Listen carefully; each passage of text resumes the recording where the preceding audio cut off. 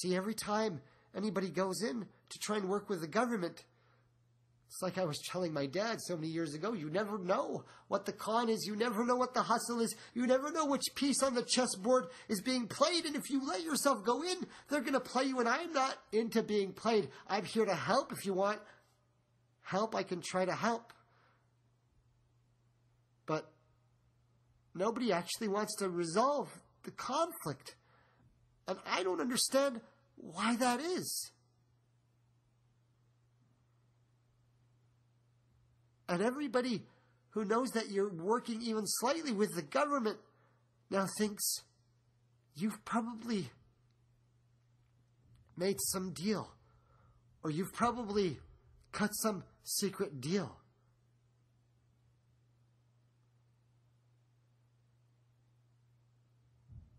My name is Salim, son of Shamshad from the family of Siddiqui, and I am a mujahid in the path of Allah, on the sunnah of His messenger.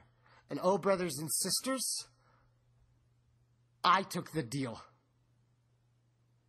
But what deal are we actually talking about? You see, I'm still confused. I'm trying to go to law school, and I'm doing the normal thing, and now I'm in a real estate deal, and I've invested heavily and try to build this house, and I've got a few projects that I've got rolling in, and the economy's starting to turn south, and I've got a contractor, and I'm building this huge multi-million-dollar mansion, and I thought, all right, the real estate world is turning. I can build a building from scratch and then flip it, and I've got contractors working for me, and I'm kind of getting jammed, and the financing's going slow, and I'm running the float, and I'm transferring funds, and I'm calculating interest payments, and I've got cash flow coming in from a few properties, and I've got student loans and student payments, and I've got no income, and the whole weight of the whole family's plan is supposed to be on me, and man, I am in the game, and I am confused, and I don't know what I'm doing. And the world around me is starting to fall apart. And other people around me are in a worse situation. My other brother, the Mujahid, who gave me his oath, he's in a worse financial situation than me. He's trying to figure out what to do, and I'm still encouraging him, go back to school, have some kind of a plan, and, he's trying to figure out the ins and outs of his finances and his family situation and the problems of living here, and he's still paranoid about being followed and interrogated, harassed by the government, and I'm feeling the same thing, and I'm saying, listen, we've just got to live our lives normal.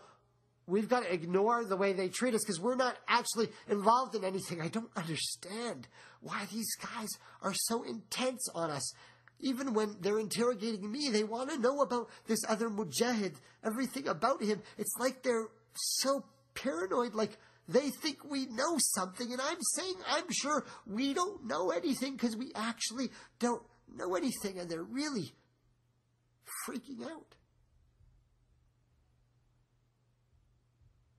But you see, I actually don't know anything, and I'm just doing the normal thing, and now people are starting to get to know me again, and I'm getting more recognition because I can't just go to the Friday sermon and take the English translation and read it verbatim because what's the point of that? So I take the English translation, and a couple hours before the khutbah, I look it over, see all the hadith, see all the different quotes of the verses, and I pretty much am trained to be able to communicate. I'm going to law school, brothers and sisters. I'm trained as a professional to walk into a courtroom with a judge sitting on a bench and look at 12 people in the eye and convince them of my opinion.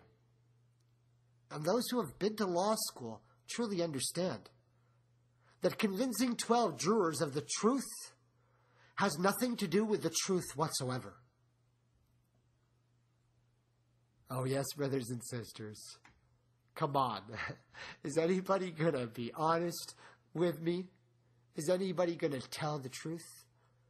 Of course, I'm giving the sermon just for 5 minutes. At the end of a half-hour sermon, I'm giving 5 minutes translation in English, but instead of just reading the translation, I do a 5 minutes performance. Why just read the verses or read the ahadith or read the translation when you can perform it and deliver it? I deliver a message, brothers and sisters. If you want to go to sheikhs that'll read you everything from beginning to end, they're out there. I perform. This is a real story of a real person with a real life. And when I tell you a verse of the Quran, when I tell you a hadith, it is in the case and the point during the scene that it is the related moment that you need to understand it. I give you a verse or a hadith with the sabab of its nuzul, with the reason why it was revealed, according to the sunnah, and in its true meaning, not from someone else's story. I give it as part of my story. Because I'm telling you this story and testifying that this is truth.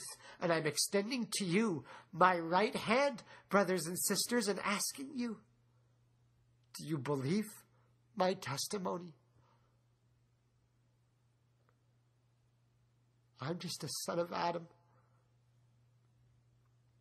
I'm not any different than you. I was born and raised on this earth. I have a mother and a father. And they tried to teach me stuff, but I didn't listen. I sin. I forget. I sleep through most of my life. I'm confused and lost most of the time. I don't have any knowledge and idea what I'm talking about. I don't know what anything means. Sometimes I make mistakes. Sometimes I am sinful. I don't know why I do things that even I shouldn't do. But we all do that. And I don't know what's happening in my life. I am making such weird decisions. Sometimes I am the biggest royal screw-up you have ever met. But I'm your brother. And if I give you my hand and say, oh, brothers and sisters, I may screw up sometimes. I'm not perfect. I'm not an angel. But I'm still your brother. Oh, sons of Adam, I ask you, are you all not like me? Are you different? You know everything all the time? You make no mistakes? Or do sometimes you forget and you make mistakes? I am just a man, a son of Adam. And all of you are sons and daughters of Adam. كلكم من بني آدم. وآدم من تراب. And Adam was just made from the dust of the clay of this earth. I'm confused. I'm lost. I don't have my father. I don't know what I'm doing. And I don't understand how everything is falling apart and things are starting to get rough. And I'm not the guy you're looking for. I'm just a speck of sand. I'm just a little piece of dust. I'm not significant at all. But then there are certain fundamentals. And one of those fundamentals is that we believe in fate. We believe in destiny. We believe in qadr. Khayrihi wa sharrihi, the good and the bad, the up and the down, divine providence, that everything happens for a reason. Everything is exactly where it's supposed to be. Nothing is out of order. There isn't chaos. Everything is exactly where it's supposed to be. Not a leaf falls from a tree, or a speck of dust or sand, except it is exactly where it's supposed to be. Yeah, my name is Salim Siddiqui. And I'm just a speck of sand, a speck of dust.